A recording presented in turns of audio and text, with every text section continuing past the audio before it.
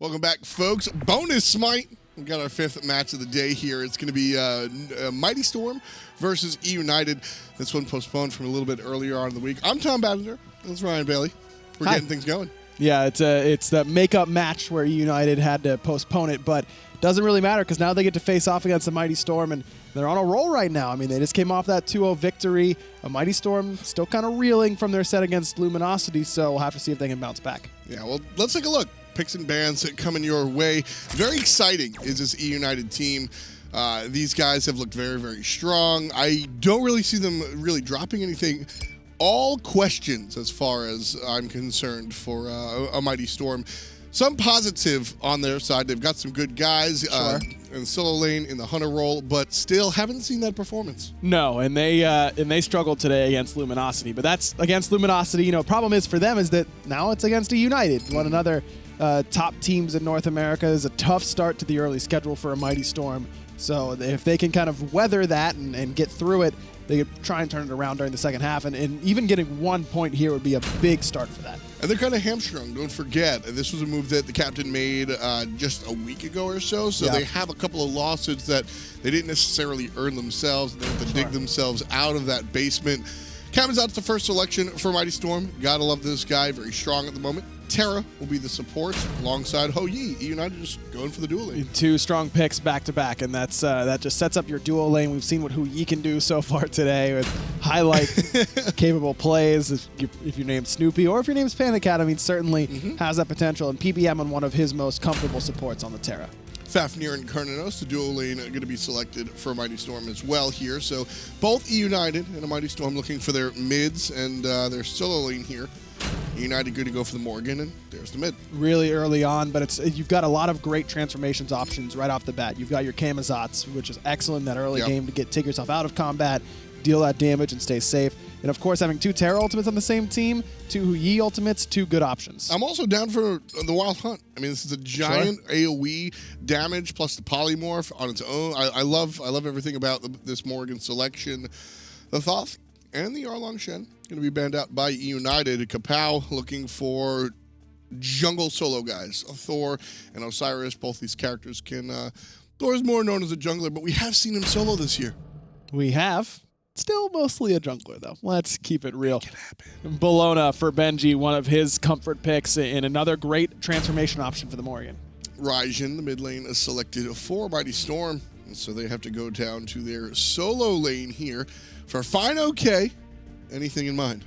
Arlong Shen's banned. That's been his favorite. Hercules, one of his favorites as well. Has an interrupt option against the Bludgeon. Can't trade quite as well with Bologna because of that Scourge. Allows her to trade those auto attacks pretty effectively, but can also eat that Bludgeon damage and not really worry about it with mitigate wounds. Awilix is going to be the jungler of choice for Scream. This is one of his go-to characters. Can really carry on this god, and I kind of expect it, to be honest with you. Anytime he brings her out, it's rough. Yeah, just so much early pressure on the Awilix, and even if you don't have a lot of jumps to pull back in or a lot of knockups set up for it, you've got enough just in terms of actual early damage, early pressure, early clear with the Awilix that she's worth picking. The idea that Awilix only works in a world where you can really use that ultimate to grab people, I'm so not in that camp, and I think most players are sort of out of there. I think they realize that she's strong in her own right. And of course, the ultimate also bringing a slew of damage and attack speed, allowing her to shred objectives as well. I mentioned it a lot with respect to the towers, Ryan, but don't forget the early gold furies and stuff. Absolutely something to think about when you see the Awilix. For sure, her siege capability is very, very potent. You add that up with Ho-Yi and even Venenu can really get those quickly. Yeah, I mean, don't forget, Venenu can rotate into a different player and just basic attack forever. That's totally a thing. So got to keep that one in mind as eUnited start off their game nice and early here. Venenu on the Morrigan, though, this will be the skills challenge for me.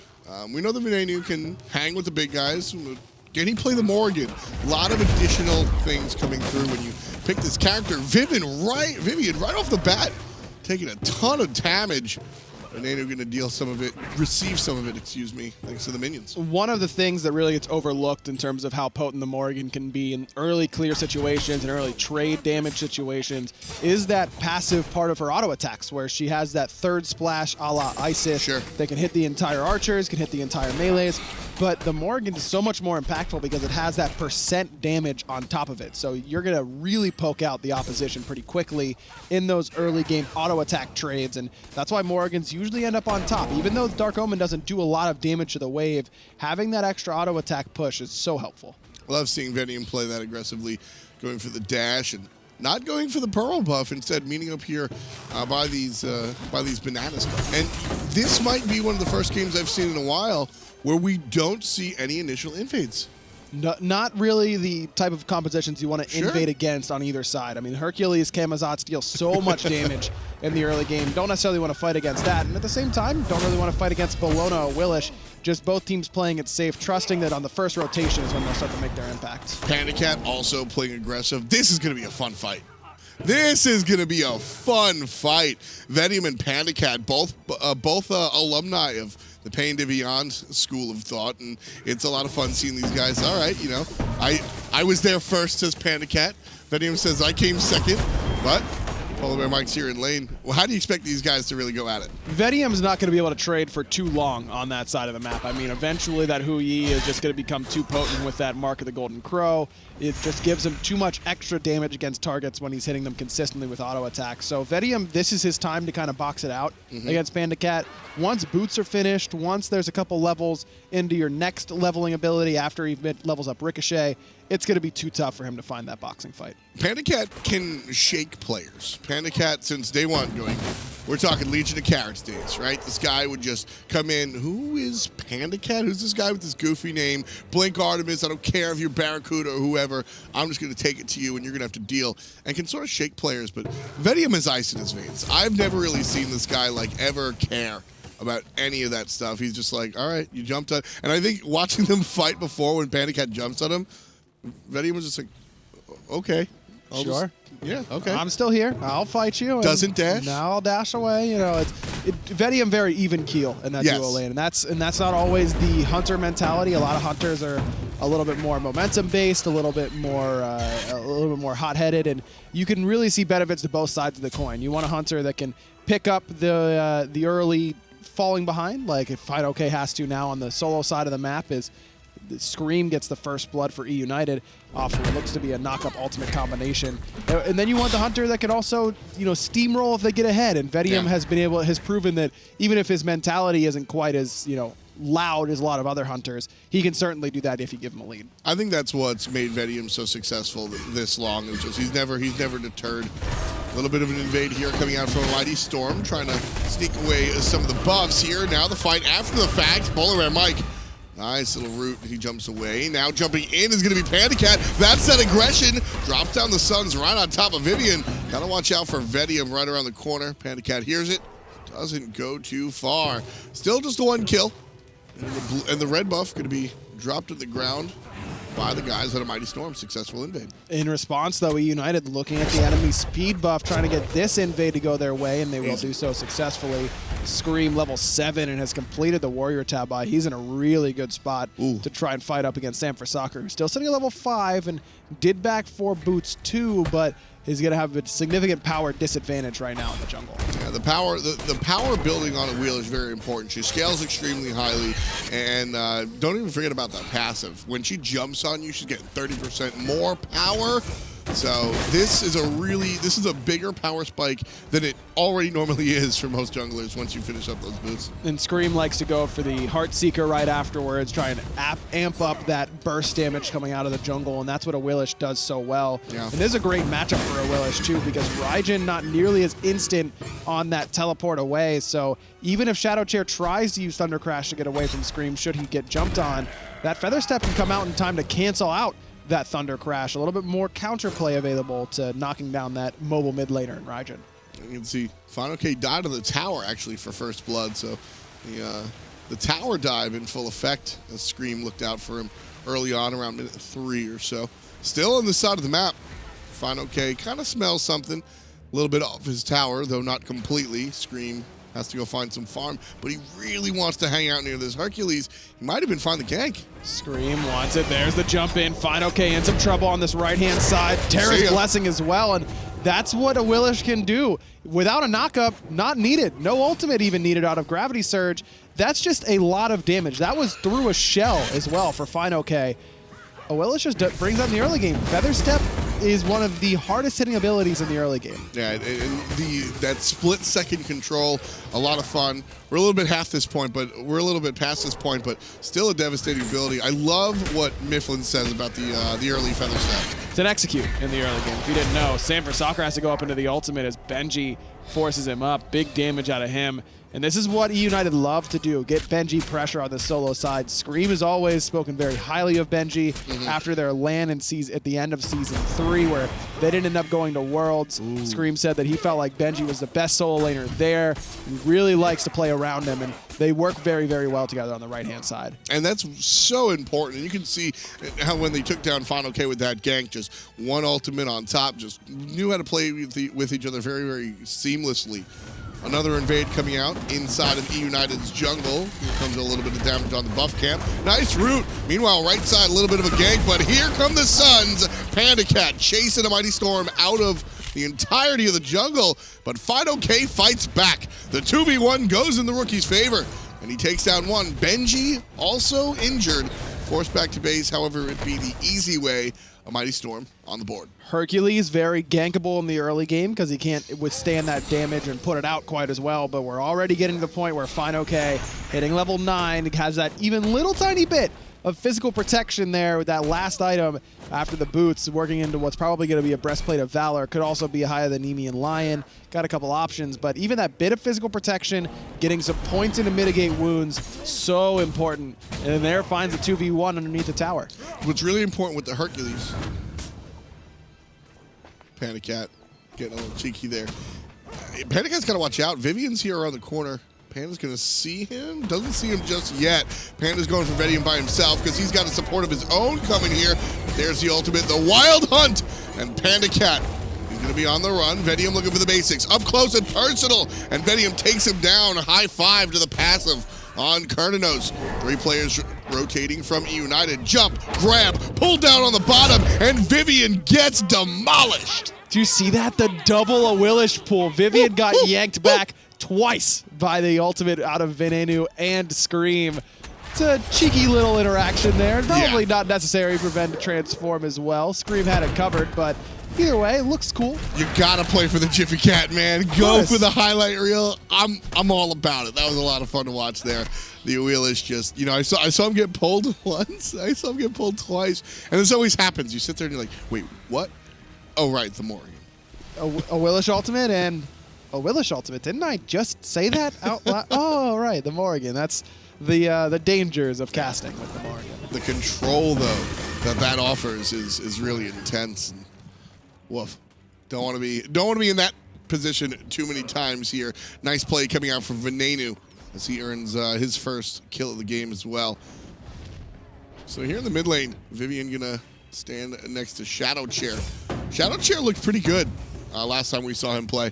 This time around in the Raijin, what do you expect? I like the Raijin into the Morrigan matchup because that Raiju mark will reveal the Morrigan whenever it gets maxed out, and then you've got good poke damage against her, including that of the clone. You could throw Raiju onto the clone, pop it off of that, and then it's going to bounce to wherever Venenu has gone in that invisibility, revealing him and making him pretty vulnerable to extra attacks. So that's a nice little matchup for Shadow Chair on the Raijin. Plus, that extra push in the early game that the Morrigan doesn't really bring will be in a Mighty Storm's favor. This red buff, normally a minor objective, but in a Mighty Storm's book, this is a major objective here. PolarBearMike popping the Terra's Blessing in anticipation of the invade. Sanford Soccer gets out of the way. Here comes the Raijin ultimate through the wall. Not enough.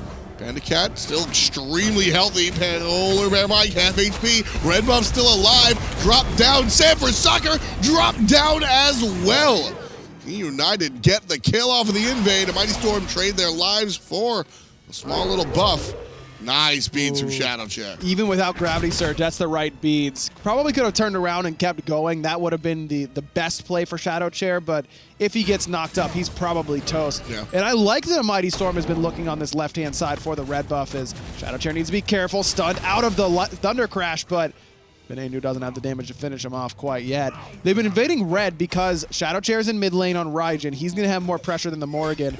And FidoK's fallen behind on the right-hand side, and Screammm is very far ahead, and that's where a Mighty Storm anticipates Screammm to be. So that's why we see them consistently invading on the red buff, and that's a really good idea by them. Problem is, they either got to do it and get out before Screammm can get there, right, or do it while FidoK is getting dove as they did before. That time, Screammm gets to come around through all three members that are there and make a big impact. Venenu sneaking, hiding in the cut. Pops out, says hi to PolarBearMike. Vivian on top as well. Sanford Soccer looking for it, but nice play by Venenu. Double stun, double damage. Venenu gonna zigzag and move out of the way of Shadow Chair's detonation of the Raiju. Nice little juke boots on for the mid laner. And eUnited just watch as the Mighty Storm are able to pick up the vision around the Gold Fury thanks to the little guys. So Venenu's already completed the first part of the Morrigan training program where you're going to be able to effective Morrigan in the SPL. That's using your ultimate in creative ways, especially in the early game, in order to get yourself a lead. The next and potentially even more important aspect of playing the Morrigan at a competitive level is if you get to late game, can you make that big play to really turn the game in your favor very quickly? Can you play that assassin style? Right. Now, Venenu doesn't have a chance to prove that quite yet because it's got to be late game. It's got to be 5-6 items slotted, everyone kind of jammed up, and you got to use that stealth creatively. But the first part, everything that he can do thus far, he has done on this Morrigan. And we've seen it. It's not just, it's also like you have the thought process. Okay, I'm going to transform into the Awilix, but can you do it? Oh man, the blink in Screammm finds Shadow Chair in that mid lane. Venenu transformed into Awilix as well, just in case. So he was looking for a little bit of extra damage, but didn't end up finding it. That's the blink. Man, Screamm's so comfortable on this Awilix. Knew that Shadow Chair didn't have beads. It didn't matter if he had beads or not. He was dead there. No chance with that Heartseeker burst damage and the Feather Step. No chance for him to survive. A lot of fun to watch this one, folks. I remember this feels like when we watched Pretty Prime go into Double Circuit for the first time, and you were like, whoa, right? A lot of this stuff is kind of simple. 2 Awilixes. It's really not rocket science. But when you break it down, Feather Step, and then 2 knockups. You don't even need the ultimate there. The control that brings, don't forget, knockup's not really controlled by DR. So the control that you have right there, a lot of intense shutdown and lockdown on a single target. Not only that, but as you mentioned, we were talking about Gravity Surge as a whole. It brings so much damage and attack speed, and you don't really want to throw it away whenever you're playing as Awilix, because in case you come across the time where someone jumps in front of you or you get that knockup.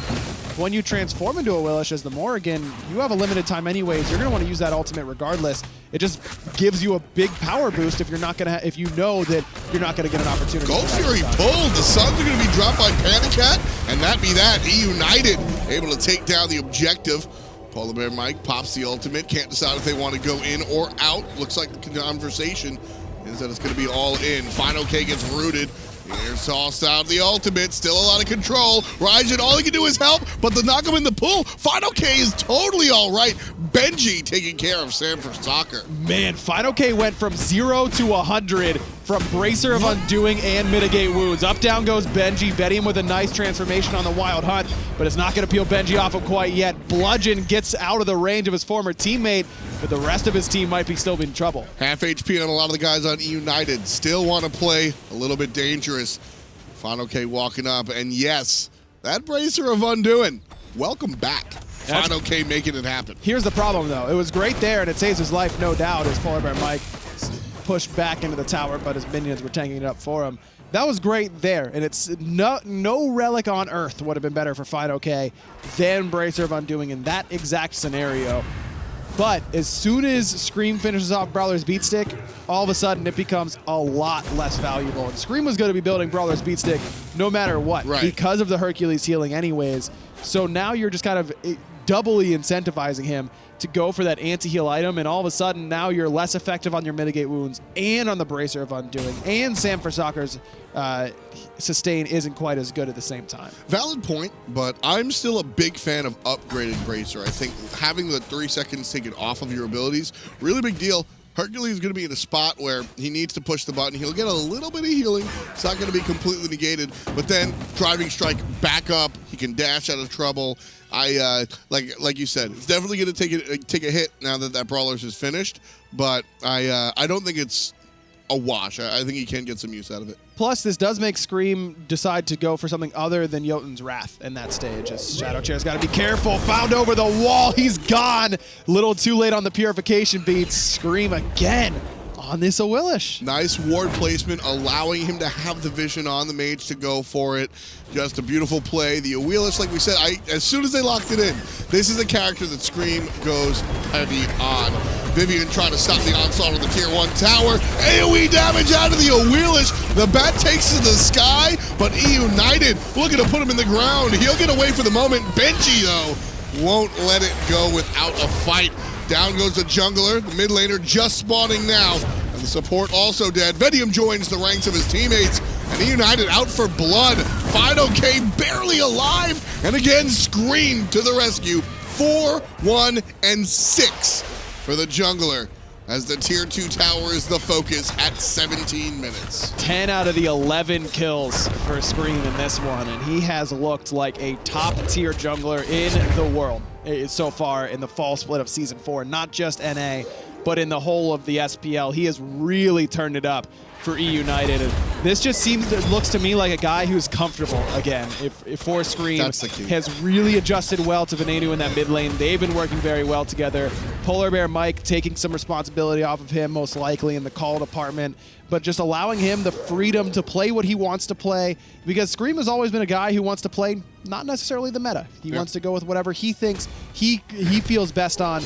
And when he plays like this, how can you deny him picking up something like Awilix? He's looked phenomenal, all false play. Something that I have always been a fan of when it comes to Screammmmm, for better or for worse, because it definitely has bit him in the butt a couple of times, is he has his own analysis, his own thought process. It's not always correct, Ryan, but I think that there's something to be said about sticking to your guns and having faith in and looking at the game from a different perspective than the same view that everybody else does. In having a team that will, understand that you're going to have ideas, and while maybe the initial idea isn't exactly right, let's work with that. That seems like the team dynamic to me for eUnited is, hey, we want to do this. Well, if we do this, this, and this, then that'll work. And when you pick Awilix, you've got to get pressure in that solo lane. Bellona, not necessarily the most popular solo laner right now, but what does she still do? Gives you pressure, allows you to tower dive very, very well with that Eagles rally, giving extra physical protection in that area for you and your teammates. This is a well-drafted composition from eUnited, and they're working together beautifully. Suns lead the charge to get the defense out of the way of the basic attacks. Half HP already on the objective. FidoK getting in trouble. Back end, PandaCat getting dove by Sanford Soccer. Takes to the sky, chasing down Venenu. PandaCat jumps away from the damage. Slight retreat from eUnited, now looking for phase 2 of the team fight. All of the ultimates are already down. Outside, everybody on Mighty Storms are already down. eUnited walk away. Nice defense coming out from a Mighty Storm here, protecting the Phoenix. FidoK does have his now, though. He used it to clear the wave on the right-hand side way before the Fire Giant went down for eUnited. So right side Phoenix still stands. eUnited's very far ahead, but not quite that far ahead to be able to just march down and find that Phoenix without any sort of contest. So this is a little bit safer for them. Find the Gold Fury, continue to be a little bit farther in your builds, get this left-hand tier 2, it'd be another 1,500 gold for them. And at that point, they're likely far enough ahead that they can push forward without much consideration of what a Mighty Storm can do back. I mean, it was already over 10,000. A Mighty Storm just played really well. I mean, how did that really go into Mighty Storm's favor? Sam just was able to dive the backline successfully? Well, Screammmmm blinks in and actually knocks up FidoK, and he realizes that's not the guy I really wanted to pull in with Gravity Surge. So let's back up and kind of reevaluate this team fight. He put good damage onto FidoK, but still, even with him being this far behind at level 15 with Hide of the Urchin done, you're never going to be able to one-shot him by yourself. You still need some assistance, or at least some time to stick onto him with auto attacks. And underneath the enemy Phoenix, it's not the place you want to just be throwing out auto attacks. Right there, we Scream used the ultimate to take down the tower. And sort of what we were talking about earlier on. Ton of vision here from eUnited. Even look at this one over here by the Phoenixes. They really want to catch players out. You saw them hanging out on the side over by the red buff, just waiting to see if a Mighty Storm was going to come and venture into the jungle, and they just get the okie doke kill and take them out. Mighty Storm, a little bit too smart for that one. A little bit too smart for that one for sure. So eUnited going to go back to the drawing board, pick up some items. 20 minutes in here, and there's 13 kills. eUnited own 11. And up by a slew of gold as well. And look at the items that eUnited have now for this push. Titan's Bane done for PandaCat. Jotun's Wrath done for Scream. He's working on what's probably going to be a Wing Blade, but could be a Relic Dagger as well. Could be a Witch Blade to shut down some of the attack speed if necessary. Benji's got Mantle of Discord finished off. He's going offensively. He looks like he's going to go for an Executioner at chin size. And he's so far ahead and is so tanky that doesn't really set him too far behind. Exactly. When you're this far ahead, that's absolutely what you want to do. Half HP already on the Phoenix. PandaCat jumps defensively.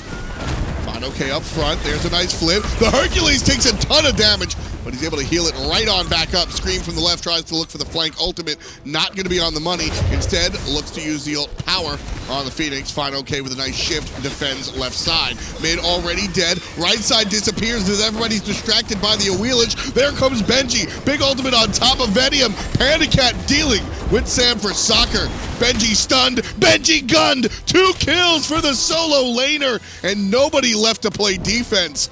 eUnited going to back up just to heal a little bit, Ryan. But I think this is the Titan kill. PBM steps into the fountain, and that's going to delay the kill onto the Titan a little bit, but eUnited does a great job. You're right, Scream just distracts all of a Mighty Storm for so long that it opens the door for eUnited to get the Phoenix in mid and the Phoenix in right, which had already been weakened. eUnited taking their time. Now PandaCat's going to jump into the Titan room all by himself, but... Nice save, Benji. Nice save, Benji. Scream dives to the Phoenix, but 10 seconds, 1 second. I don't think they can do this anymore. I don't think they can either. That's disheartening. That's a throw, boys. Yeah, it's. I mean, not like a throw we lost the game, but no, that is by definition a throw of the game. Well, yeah, they had it and then they threw it away because PBM dashed into Fountain, and then PandaCat dashed into Titan room by himself, and then, well, Scream died to Phoenix. I will say, okay, there's something. Wait, does that mean that a Mighty Storm has 3 kills and objectives around the map have 2 kills? Yes. So only one more of those, and they're tied with a Mighty Storm. I will say this. You know I have to spin this into a positive for PolarBearMike, right? Please do. So it's about leadership as Benji gets brought down extremely low. Nice kill for Sam for soccer. Sam for soccer. Those walls. Oh, nice move by Venenu, going directly into the character that he needed to. Shadow Chair, final K. Vivian going to run away. Vivian tossed down, nice stun. And that'll be that. PandaCat healing up and looking for the kill on the Portal Demon as well. So here's my take. You ready for this one? I'm ready. So a Mighty Storm. Or excuse me, eUnited. That's the one. These guys are known for kind of messing around, having too much fun. Yeah, they're a bunch of trolls. Exactly. Yeah. PolarBearMike, definitely as a captain, as a coach, as a leader, father figure, if you will. Yeah, he's a big troll. He's got a bit, but he has to wear the serious face at the SPL level, especially when commanding these guys. Okay. Yay or nay? When he's up by less than 15,000? No, this is, yes. Normally, PolarBearMike has to be the Mr. Serious, right? Sure. It's PolarBearMike's job to make sure these guys don't troll too much. Sure. Well, when you're up 20,000 gold, even Dad gets involved. And PolarBearMike dives to Titan, or the Fountain, gets himself in trouble, and then he says, see guys, we can have some fun. Isn't it fun? Okay, something tells me that someone else is the one trying to get PBM to troll less, number one. I doubt he's the leader of not trolling in that scenario. As he taunts the enemy. And number two, if PolarBearMike is the guy who's saying not to troll, who's watching the watchers? That's my question. Oh my goodness. I mean, someone's got to keep this guy in line. I suppose, but my point is the lead is so strong. eUnited, the writing is on the wall. They have some fun. They go for it. They throw. And they can still have control of the game. Now the Suns fall down on top of the Titan. 6K already down to about 5.5. Still the fight rages on with the Mighty Storm. Sam takes it to the sky. 4,000 on the Titan. Keep an eye on that health bar as it's down to 1K, and that's that. eUnited 17-4 in just 25 minutes of play, which has been a little bit shorter than usual. I'll say this. Despite throwing away a guaranteed end, they still managed to end in 25 minutes. That's how far ahead eUnited was in this one. They just didn't have an answer for Screammmmm on this Awilix, and Benji got so far ahead on that right-hand side. Venenu never really got a chance to impact that game. The only time that he really did, he had a nice kill onto PandaCat whenever Panda and PBM got a little bit too aggressive by Mighty Storm's purple buff. Venenu just wasn't able to make an impact in that game because of how far ahead the rest of eUnited was. We talked about the jungler setting the pace of the game. That's the VOD you watch when you want to see a jungler set the pace of the game. Awilix, absolutely a strong pick for that purpose. Let's head to